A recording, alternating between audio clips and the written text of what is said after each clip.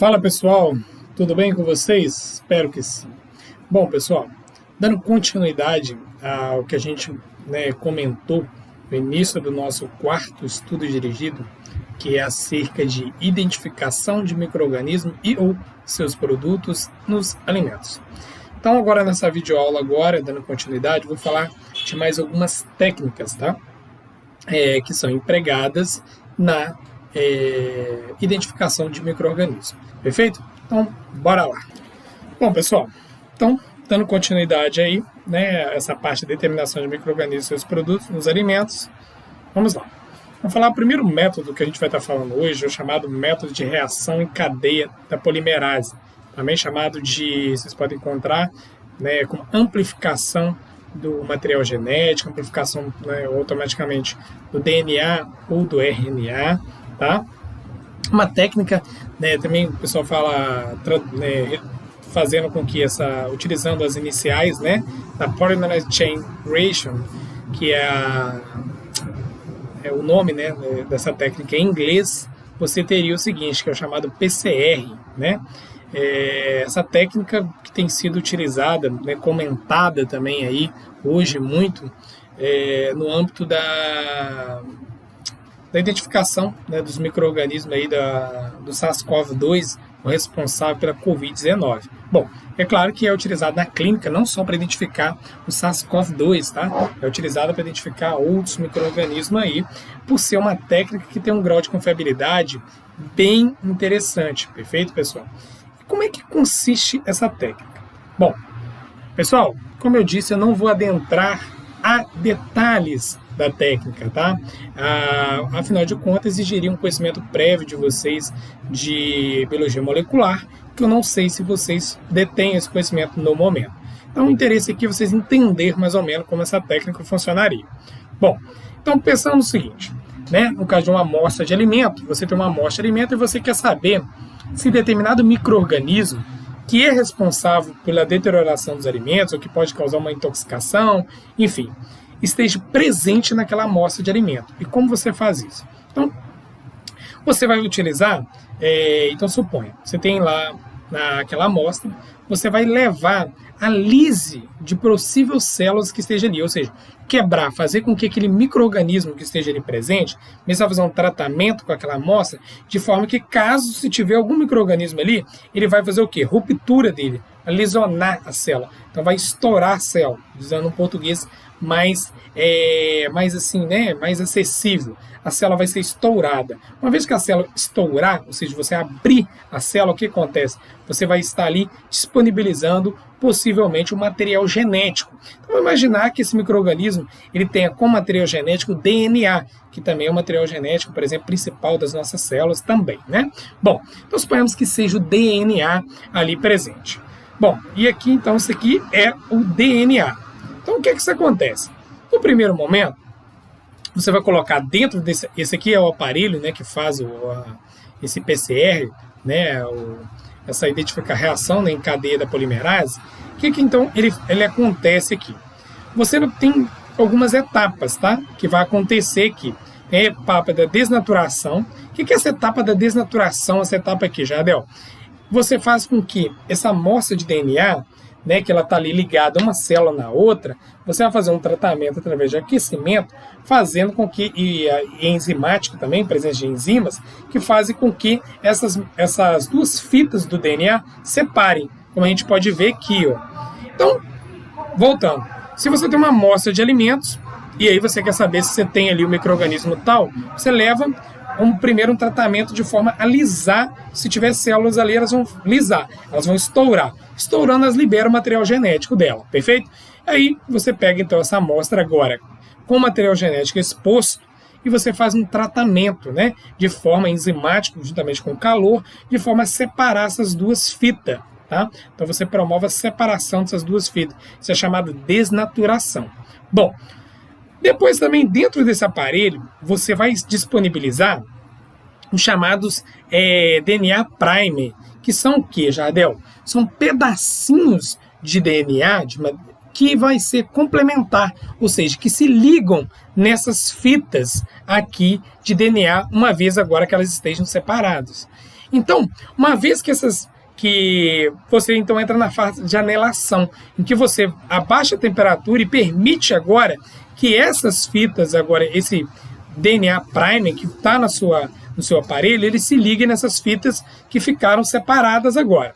Uma vez que eles ligarem aqui nessas fitas, como vocês estão vendo aqui, beleza, permite que uma enzima, tá, que é a chamada polimerase, tá, que é a enzima que faz isso, por isso que a reação em cadeia da polimerase, ela se liga aqui. Ela, ao ligando aqui, ela promove o quê?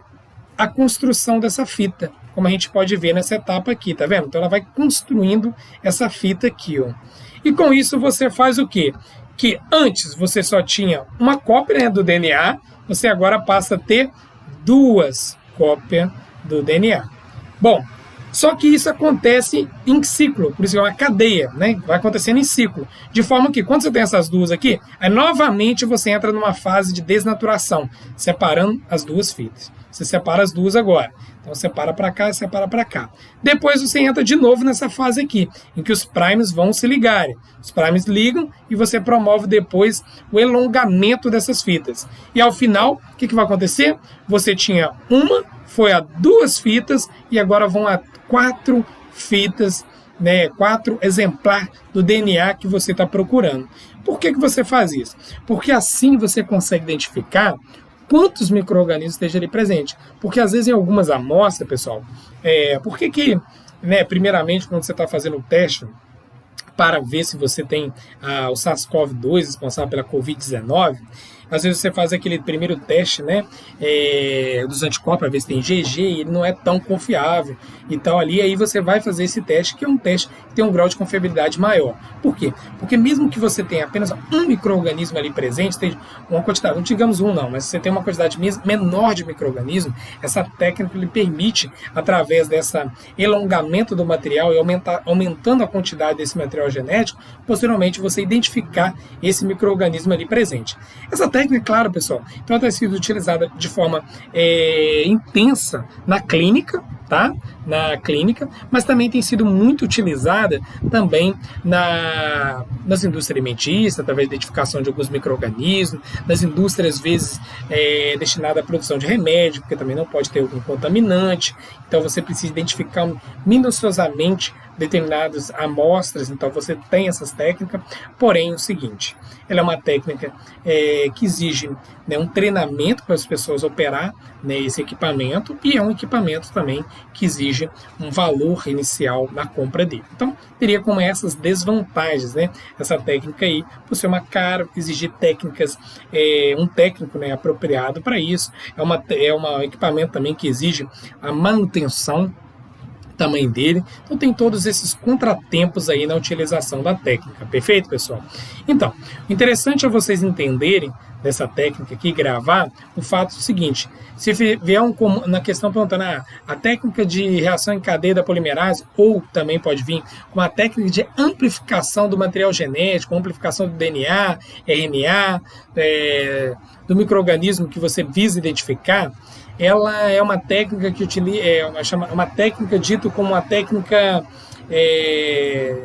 imunológica. Não, ela é uma técnica molecular. Ela utiliza a biologia molecular para identificação, perfeito? Então ela é uma técnica geralmente mais cara. Ela tem até a capacidade de identificar determinado micro-organismo de uma forma até mais confiável, né? Você identificar realmente aquele micro-organismo como determinado micro-organismo. Quando a gente utilizava, por exemplo, o crescimento em placa, você podia ter o crescimento ali de uma certa colônia, e através do conhecimento, né, das colônias, você podia presumir que fosse aquele micro-organismo. Você não tinha esse grau de confiabilidade que aqui você tem. Aqui você consegue identificar um micro-organismo com um grau de confiabilidade bem mais alto. Porém, ele tem todas essas limitações que eu apontei. Caro, exige um técnico treinado para utilizar, estrutura, requer diariamente uma certa manutenção, correções, enfim, tem essas limitações, perfeito? Então, dando continuidade, outro método, pessoal, até muito parecido com o método apontado anteriormente, seria o seguinte, quando você usa as chamadas sondas de DNA ou RNA, tá? O que acontece? Suponhamos que você tenha, né, novamente uma amostra ali do seu micro-organismo, uma amostra de alimento, e você quer identificar se tem um micro-organismo ali. Então, o que você faz?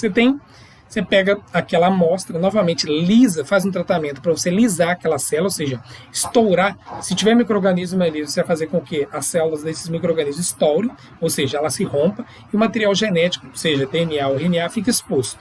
Bom, depois, o que você pega? Você pega a sonda. O que é essa sonda, Jardel? São pedacinhos do material genético que vão se complementar, ou seja, que se ligam no material genético do micro-organismo que você está buscando. Então, o que você faz? Só que por que é chamado de sonda?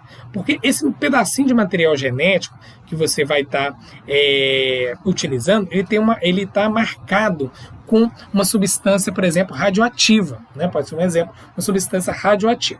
Então, o que acontece? Então, você vai e pega essa sonda e coloca em contato com essa sua amostra, que pode ter, possivelmente, nela, possa ter algum micro-organismo ali de interesse, material genético dele. Caso tenha material genético desse micro-organismo, essas sondas vai se ligar a esse material genético. Bom, uma vez ligado ali, você imagina, ó, tá vendo? Como se aqui tivesse em azulzinho, fosse o material genético do micro-organismo que você está interessado em identificar. E em vermelhinho seria a sonda. Então a sonda vem e se liga. Depois, lembra que eu falei para vocês que essa sonda, ela tem uma marcação, por exemplo, um marcador, por exemplo, radioativo? Bom, e aí depois você vai fazer a chamada leitura. Você pega então geralmente essa superfície, né, onde estava o material genético e a sua sonda, e vai e faz a revelação, né? Você utiliza geralmente esse material, esse radioativo que está ligado à sonda, ele é capaz então de fazer como se fosse foto, por exemplo, né? Você leva uma foto. Antigamente levava para fazer aquela revelação. Bom, e aí você coloca num papel lá, filtro, e vai fazer essa revelação. Uma vez que você fizer essa revelação, caso tenha material genético ligado nessa sua superfície aqui do micro-organismo de interesse, a sonda vai ligar. E ao se ligar, ela tem aquela questão radioativa, então ela vai emitir aquela radiação e você vai conseguir identificar a presença desse material genético ali. Através dessa técnica também você pode identificar então a utilização, né, a presença de micro-organismo ali no alimento, por exemplo. Bom, ela tem lá todas as suas limitações, tem como limitação o fato de que novamente é uma técnica que você exige, né, esse trabalho com substância radioativa. Também exige um treinamento apropriado do técnico que vai fazer o manuseio dessa técnica, então tem essas limitações aí também, perfeito, pessoal? Bom, a técnica de eletroforese é uma técnica, por exemplo, em que você vai utilizar, falando aqui de uma forma bem sucinta mesmo, por exemplo, eu falei que, na verdade, a gente tem que identificar não só o micro-organismo, mas também possíveis substâncias, né, oriundas desses micro-organismos que podem causar contaminação nos alimentos, né, pode causar uma intoxicação alimentar.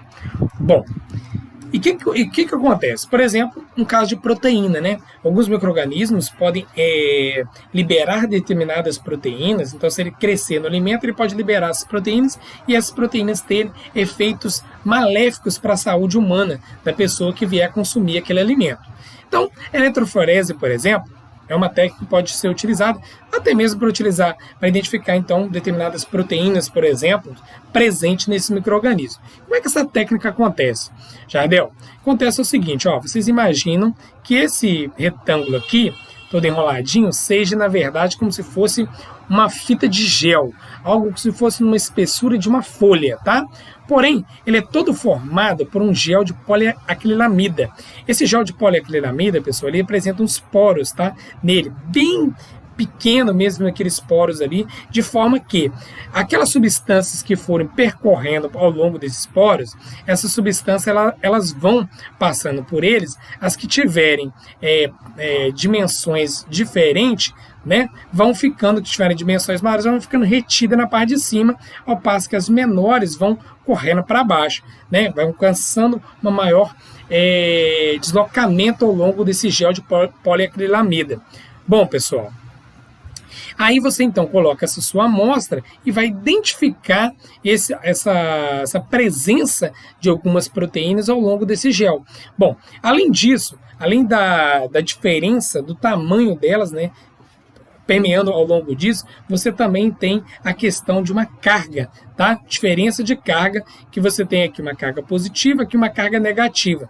E essa diferença de carga também faz com que as proteínas que estão mais carregadas negativamente, né, tendem a correrem, a se deslocarem para o polo positivo mais facilmente. Então, essas duas questões, essas duas variáveis, dimensão, bem como também presença ou não de carga, faz com que ela se desloque, tenha um perfil de deslocamento diferente. E através desse perfil de deslocamento diferente, você pode identificar determinadas proteínas específicas para de determinados micro-organismos. E ali você prevê que aquela proteína, né, que você não quer que passe como contaminante daquele alimento esteja ali presente. Então você consegue identificar através dessa técnica. Bom, é uma técnica que tem lá as vantagens, né, uma vez aplicada, ela não exige um custo tão grande, né, de identificação, porém,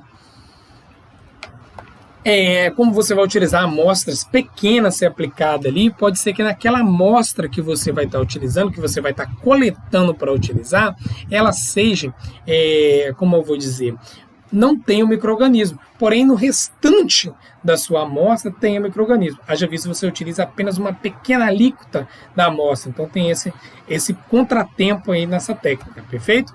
Bom, a técnica de citometria de fluxo, pessoal. Primeira coisa que eu quero que vocês observem nessa técnica e gravem, que ela utiliza geralmente a amostra de uma forma de suspensão, ou seja, na forma líquida, tá? Então a sua amostra, por exemplo, você vai solubilizar, você pega uma amostra de alimento que você quer identificar determinado micro-organismo. Então você vai pegar, tem vários tipos de marcadores que você pode utilizar, determinadas substâncias, só que um dos marcadores que tem sido muito utilizado, pessoal, é utilizar anticorpo para marcar. Então vamos pensar o seguinte, você tem uma amostra de um alimento lá e você quer saber se nesse alimento tem determinado micro-organismo X. Perfeito. Bom, você então vai pegar um anticorpo que ligue a esse micro-organismo. Anticorpo, pessoal, não vou ficar aqui adentrando, vocês devem ver isso, ou já terem visto nas aulas de imunologia de vocês, porém o anticorpo, assim, falando a grosso modo, ele tem um aspecto de ligar em determinadas, por exemplo, na superfície de determinados micro-organismos, né? É até um mecanismo de defesa, quando a gente às vezes acaba tendo uma infecção, por exemplo, depois é fato que o nosso organismo pode gerar uma produção de anticorpos. Esses anticorpos então ligam nesses micro-organismos. Então, nessa técnica, então, você pode pegar determinado anticorpo que liga no micro-organismo que você quer identificar se está presente na sua amostra. E esse anticorpo, ele também fica ligado com o quê? Com uma substância que emite luz, por exemplo. Então, você faz o quê? Você pega a sua amostra e coloque em contato com esse anticorpo. Bom, se na sua amostra de alimento tiver o micro-organismo, o anticorpo vai ligar nesse micro-organismo. Bom, de posse disso, o que acontece? Depois você pega essa sua amostra de alimento, né, e faz passar nesse aparelho aqui, que é o citômetro de fluxo. Tá? Então, nesse aparelho, ela tem que estar na forma líquida, pessoal. Então, olha, se alguma questão vem falando, a amostra tem que estar na forma sólida. Não, forma líquida.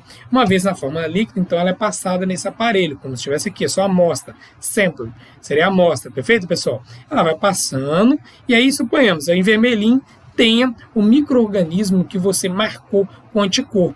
A hora que você tiver, e aqui o aparelho ele tem uma fonte que emite luz. Então a luz vem, ao esbarrar naquele micro-organismo, se ele tiver ali, então, com anticorpo, né, aquele anticorpo que emite luz, ele vai então emitir essa luz, e essa luz é detectada pelo aparelho. Assim você consegue identificar a presença desse micro-organismo na sua amostra. Perfeito? Bom, essa é uma técnica que tem um grau bacana de identificação, porém é uma técnica cara, que vai exigir um técnico capacitado para manuseio da máquina, vai exigir uma manutenção, esses aparelhos eles exigem uma manutenção, se não fizerem a manutenção, impreterivelmente esses aparelhos vão sofrer prejuízos em pouco tempo, você vai ter a forma, né, tornando inapto a utilização, beleza? Então tem que fazer a manutenção desses aparelhos.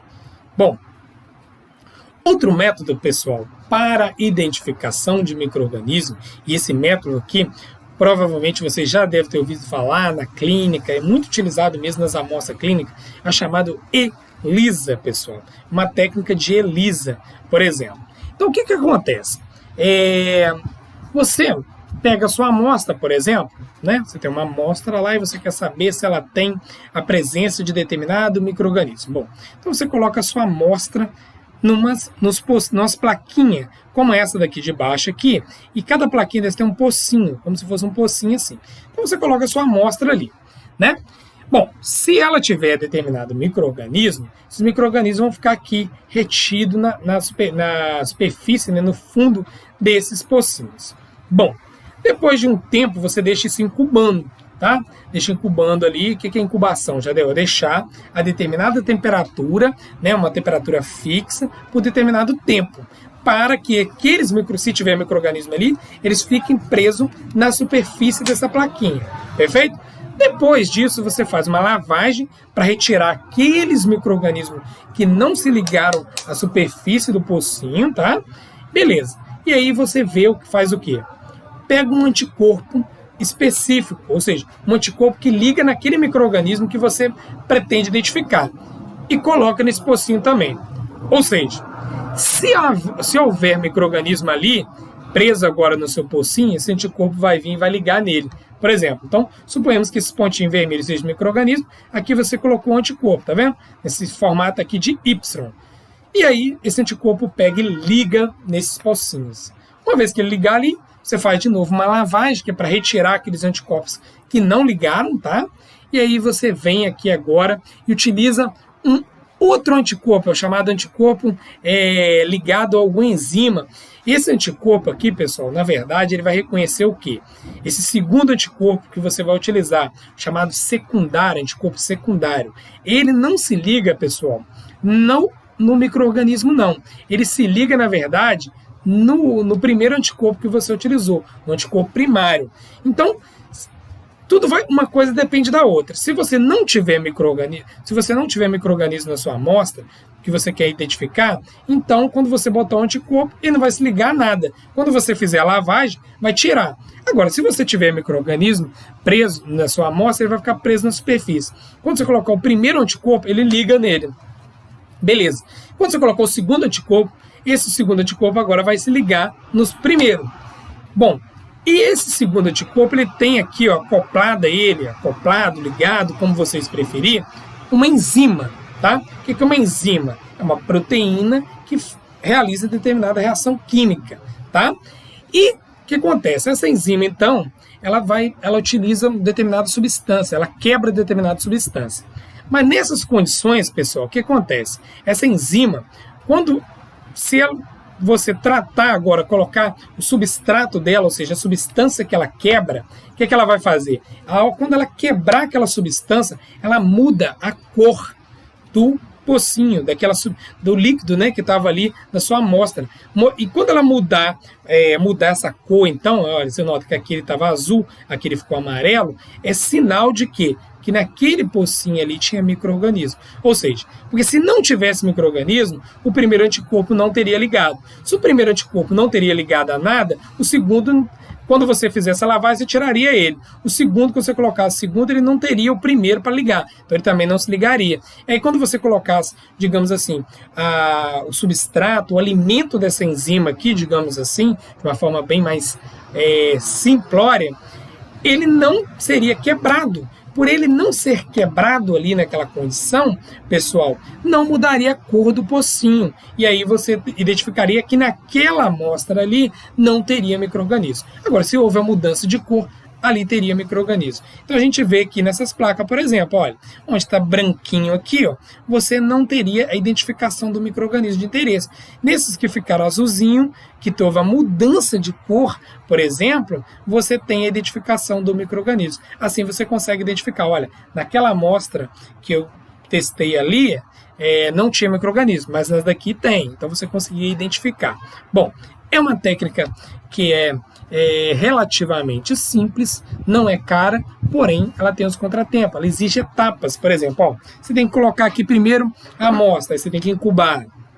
Depois você faz uma lavagem, aí você bota de novo o anticorpo. Então tem várias etapas, ele exige várias coisas. Exige um profissional altamente qualificado para poder ficar fazendo isso. Altamente qualificado não seria a palavra correta, mas exige um profissional, né, para saber fazer isso de forma correta. Muitas das vezes tem que fazer algumas diluições, a não ser que você tenha os aparelhos todos para fazer isso, mas se for feito de uma forma manual, exige que o cara esteja ali apto a fazer aquilo, porque senão o resultado, você pode ter um falso negativo, um resultado falso negativo, né? Então, é uma técnica que tem essa questão do tempo, tem a questão de exigir também dos profissionais uma certa técnica, né, refinada, mas é uma técnica barata e fácil de ser padronizada, perfeito?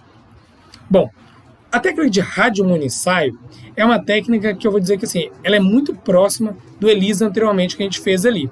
O que vai mudar, pessoal, a grosso modo, é que o anticorpo secundário, que aqui atrás a gente tinha ele acoplado a uma enzima, né? E essa enzima que você ia botar depois o alimento para o substrato, né? Que atua como se fosse o alimento dessa enzima, e que caso, né, você colocar esse alimento e tiver a enzima quebra ele, quebrando leva a mudança de cor, né, pessoal? Que acontece? Nesse caso do radiomunisaio, vem de radiotoxicidade, você vai ter então uma substância aqui, vai estar conjugada, ao invés de ter uma enzima, vai ter uma substância com aspecto de rádio, de emissão, né, de luz por conta própria, né? Então você não precisa de colocar um substrato ali para enzima, porque o segundo anticorpo, o secundário, ele tem acoplado ligado a ele uma substância, um composto químico que emite luz. Então o que acontece? Você não teria aquela etapa na qual você teria que colocar o substrato, o alimento para a enzima. Haja vista que, por exemplo, se você tiver o micro-organismo presente na amostra, o anticorpo primário vai se ligar nele.